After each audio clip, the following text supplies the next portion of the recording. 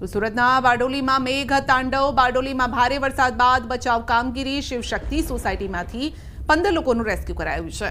તો માંગી ફળિયામાંથી પણ 12 લોકોને બહાર કઢાયા છે। ખાસ કરીને વૃદ્ધો, બાળકો જે ફસાયેલા હતા, જેઓ સવારની ચા પણ તેઓને નસીબ નથી થઈ, તેવા લોકો ઘરમાં પાણીની વચ્ચે હતા, તેઓને રેસ્ક્યુ ટીમ લઈને બહાર આવી।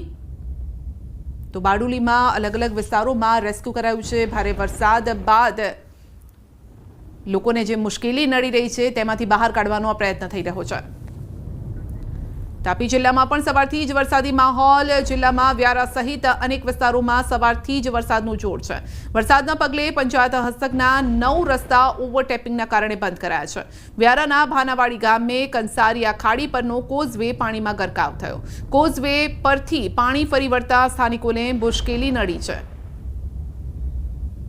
તાપી જિલ્લામાં આજે વહેલી સવારથી વરસાદી માહોલ જામ્યો છે। વ્યારા, સોનગઢ અને વાલોડ સહિત અનેક વિસ્તારોમાં હાલ વરસાદી પડી રહ્યો છે। ત્યારે આ વ્યારાના ભાનાવાડી ગામ છે, જ્યાં લો લેવલ કોઝવે પર હાલ પાણી ફરી વળી રહ્યું છે, જેને લઈને આ ભાનાવાડી ગામથી કુશાલપુરા થઈને વ્યારા તરફ જે રસ્તો હાલ બંધ થઈ ચૂક્યો છે।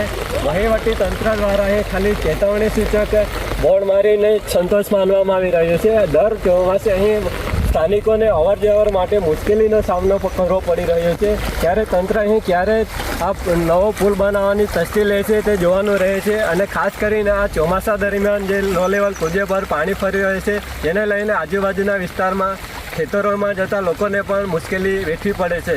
હેમંત ગામિત, ન્યૂઝ 18 ગુજરાતી, તાપી।